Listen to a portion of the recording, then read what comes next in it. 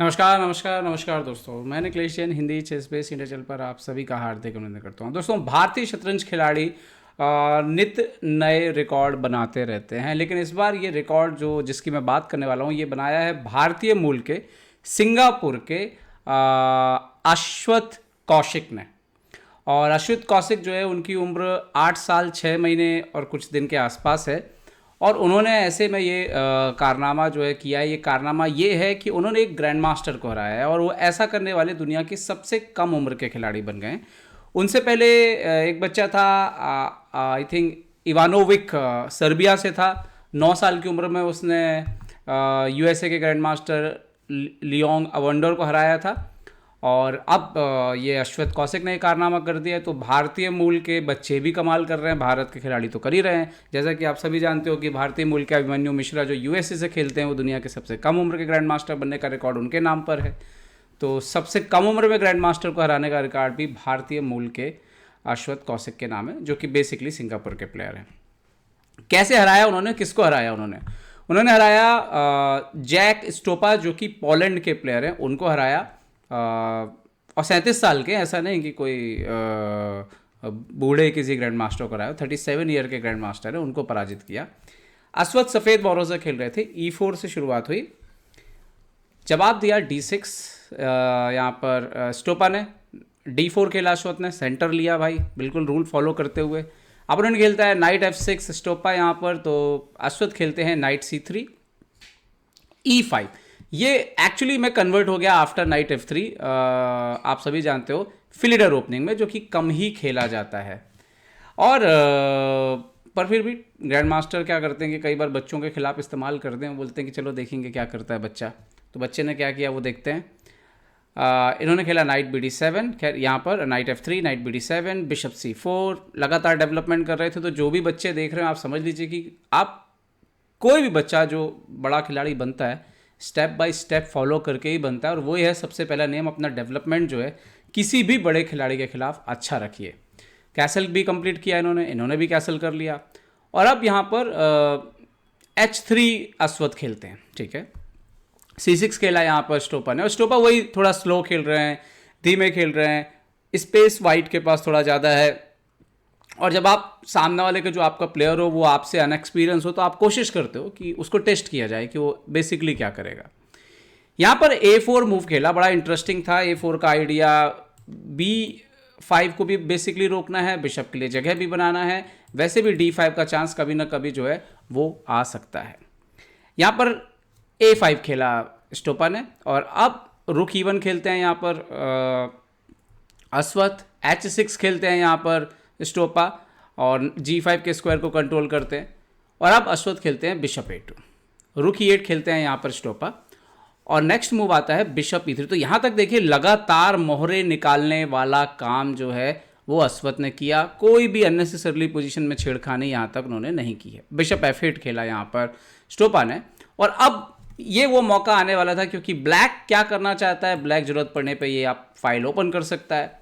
तो कहीं ना कहीं ये बिशप को पीछे हट के उसने संकेत दिया है कि इस फाइल पे ऑपरेशंस किए जा सकते हैं। इन्होंने खेला क्वीन D2, उस बात की चिंता नहीं की, और ब्लैक कंटिन्यू करते हैं क्वीन C7।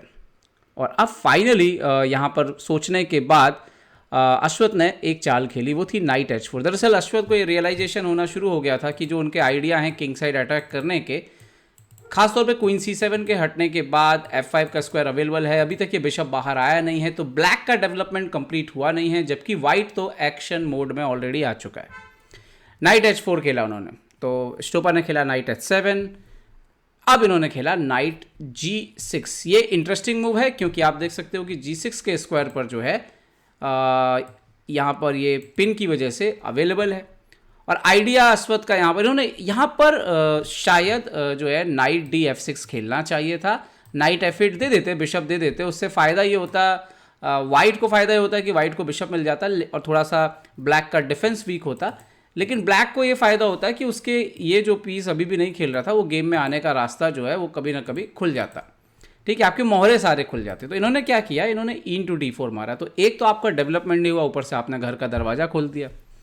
बिशप D4 खेला यहाँ पर, क्वीन D4 ज़्यादा बेटर होता। खैर उन्होंने खेला बिशप D4। नाइट C5 आता है, तो नाउ अश्वत्थ जो है वो बिल्कुल डरे नहीं और उन्होंने आक्रमण करना शुरू कर दिया। उन्होंने खेला यहाँ पर F4। अब बिशप E6 डेवलप किया फाइनली, सो नाइट F8, बिशप पहले एलिमिनेट कर दिया एंड देन यहाँ पर F5 खेला, बिशप A2 आता है। शायद यहाँ पर F5 की जगह, ये बहुत ही इंटरेस्टिंग एनालिसिस में पता लगता है कि आप अवॉइड भी कर सकते हैं एक्सचेंज करना, बहुत ही अजीबोगरीब मूव आप खेल सकते हैं। B3 बिशप को हटाइए फिर B4 वगैरह लाइए, तो मतलब खैर इतना कोई नहीं सोचता इस तरीके से। उन्होंने F5 किया जो कि नेचुरल मूव है। बिशप A2, रुक A2, F6, क्वीन F4, और यहाँ तक आते आते जो वाइट का अटैक था बिकॉज ऑफ ये जो अर्ली F5 पुश है, इसकी वजह से जो गड्ढे बने यहाँ पर खासतौर पे E5 के स्क्वायर पर, सडनली वाइट जो है वो थोड़ा सा बैलेंस, ब्लैक थोड़ा बैलेंस हो गया था। ओके, नाइट लेकर के आया स्टोपा यहाँ पर, night FD7, night D1, night E5, और जो भी मैच देख रहा होगा बाहर से देखने वाला को यही लगेगा कि GM के खिलाफ यहाँ पर जो नुकसान होते होते लग रहा था वो शायद GM ने कवर कर लिया है, जो यूजली होता है। लेकिन इस खेल का एंड ऐसा नहीं लिखा हुआ था। अश्वत्थ ने हार नहीं मानी, उन्होंने अटैक करने के लिए रुक A3 जो है वो इंट्रोड्यूस किया, थर्ड रैंक पर लेकर के आए। अब किंग H7 खेलते हैं यहाँ पे स्टोपा, अपने किंग को पहले ही हट लिया उन्होंने यहाँ पर। सो अब अश्वत्थ खेलते हैं night F2, queen F7, G4, और ये पोजीशन के बाद एक्चुअली में ये अर्ली अटैक के बाद इन्होंने खेला क्वीन C4, और ये जो पोजीशन है ये एक्चुअली में ब्लैक को फेवर करती है। रीज़न ये है कि जैसे बिशप है D4 पे बट कुछ कर नहीं रहा है यहाँ पर अभी किंग के टुवर्ड्स, और बिकॉज ऑफ ये स्ट्रक्चर और जो पोजीशन है उस पर अभी भी ये किंग सेफ है, उस पर ज़्यादा अटैक हो नहीं रहा। ये नाइट भी बड़ा अच्छा बैठा हुआ है। यहाँ पर फिलहाल बिशप पर अटैक था, क्वीन D2 खेल के डिफेंड किया अश्वत्थ ने, और ये वो पोजीशन थी जहाँ पर ब्लैक को खेलना चाहिए था, क्वीन B4 खेल देना चाहिए था। होता यह कि अभी आपके बिशप पर भी अटैक है, आप C3 जैसा मूव आप खेलेंगे तो नाइट F3 चेक जो है वो आ रहा है एक्चुअली में, तो इसीलिए आप बीच में पॉन कर नहीं सकते। और अगर आप क्वीन को पीछे हट जाते हैं D1 वगैरह में, तो यहाँ पर नाइट ED3 बहुत ही अच्छी चाल आ रही थी, क्योंकि आप CD3 मारते तो आफ्टर क्वीन D4 ब्लैक की पोजीशन काफ़ी अच्छी थी। बट उन्होंने यहाँ पर एक अजीब सा मूव खेला, उन्होंने B6 खेला, पता नहीं उन्होंने उनके दिमाग में क्या चल रहा था। और बट बस इसके बाद पहले तो किंग G2 खेल के वो F3 वाला थ्रेड ख़त्म किया अश्वत्थ ने। तो ये बात ध्यान रखिए कि आपको अगर अच्छा प्लेयर बनना है तो जो सबसे इम्पॉर्टेंट चीज़ है वो है प्रोफिलैक्सिस। अपोनेंट की थ्रेड्स आपको दिखनी चाहिए और आपके कैलकुलेशन में दम होनी चाहिए। जितना आगे, जितना साफ आप देख सकते हैं, उतना बेहतर आप खिलाड़ी बन सकते हैं। कोई फ़र्क नहीं पड़ता कि आपकी उम्र क्या है। ओके, H4 यहाँ पर किया। नाउ ब्लैक खेलता है यहाँ पर D5, B3 आता है, यहाँ पर क्वीन B4 खेला। ये पोजीशन पे भी क्वीन A6 वापस चले जाना चाहिए था। पता नहीं उन्होंने एंड गेम में जाने का निर्णय क्यों किया, क्योंकि ये एंड गेम बड़ा खराब आया। पॉन इंटू B4, रुक A1 जाता है, एंड देन इन्होंने मारा D इंटू E4, और क्योंकि वैसे भी वाइट तो मारना ही वाला था, and then bishop into C5 यहाँ पे मारा इन्होंने। इस पोजीशन पे जैसे मान लीजिए कि वो सोचते कुछ और करने का, जैसे नाइट E4 खेल दिया जाए। सो night E4, D4, bishop B6 अगर आते भी तो रुक A6, और वाइट को एडवांटेज तो यहाँ पर है, बट फिर भी ये गेम इस तरीके से भी चल सकता था। D4, bishop C5, structure damage किया, देन नाइट E4 आता है, एंड देन सडनली इस पोजीशन पे रियलाइज़ हुआ ब्लैक को कि ये पोजीशन तो काफ़ी ख़राब हो रही है। अब मान लीजिए कि अभी तो C5 का पॉन बढ़ रहा है और एक और थ्रेट जो है, मान लीजिए कि आप C4 खेल दें, तो ये एक तरीका हो सकता था खेलने का। उन्होंने तरीका चुना नाइट इंटू G4, ये पॉन मार के खेलने का। उनको शायद ये लगा कि ये नाइट मार लेते हैं, एंड आफ्टर ये पोजीशन पे आई डोंट नो उन्होंने क्या एग्जैक्टली सोचा, कि ये मारना सोचा था या जो भी, बट ये जो एक्सचेंज डाउन पोजीशन है वो भले इनके पास थोड़े से पॉन आपको दिख रहे हैं, 6 पॉन वर्सेस 4 पॉन, लेकिन ये एक्चुअली में वाइट के लिए बहुत फेवरेबल है, क्योंकि ये पॉन बहुत तेज़ी से भागेंगे और इनके पॉन भी ख़राब हैं। ऐसे एकदम ऐसे पॉन नहीं आ रहा है कि एकदम से दौड़ रहे हों सारे के सारे पॉन। तो उसके बाद इन्होंने नाइट F6 खेला, बट पोजीशन रुक एक्सचेंज डाउन हो चुकी थी। G4 खेला, रुक C6 मारा, एक एक करके पॉन रिकवर करने लगे, और A5, जो भी आपकी स्ट्रेंथ हो उस पर आपको बराबर ध्यान देना चाहिए, सामने कितना भी बड़ा खिलाड़ी हो।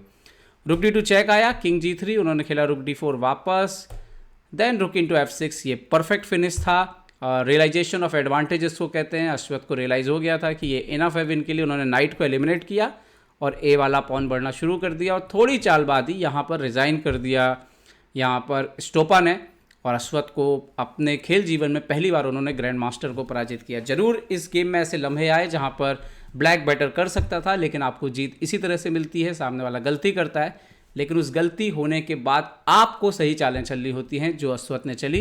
ये दिखाता है कि 8.5 साल की उम्र में भी उनका कैलकुलेशन बहुत अच्छा है। किसी भी ग्रैंड मास्टर को कैलकुलेशन में आउटप्लेट करना आसान नहीं होता है। साथ ही साथ निडरता है, रूल्स फॉलो करते हैं, डेवलपमेंट अच्छा करते हैं, तो ये सारे गुण में उनमें नज़र आ रहे हैं। देखते हैं उनका आगे जो भी होगा भविष्य, हम उनको अपनी तरफ से शुभकामनाएं जो है जरूर प्रेषित करते हैं। उम्मीद करता हूँ वीडियो आपको पसंद आएगा। पसंद आए तो लाइक शेयर और सब्सक्राइब करना ना भूलें। देखते रहे ChessBase India. ChessBase India के लिए मैं निखिलेश जैन। जय हिंद दोस्तों।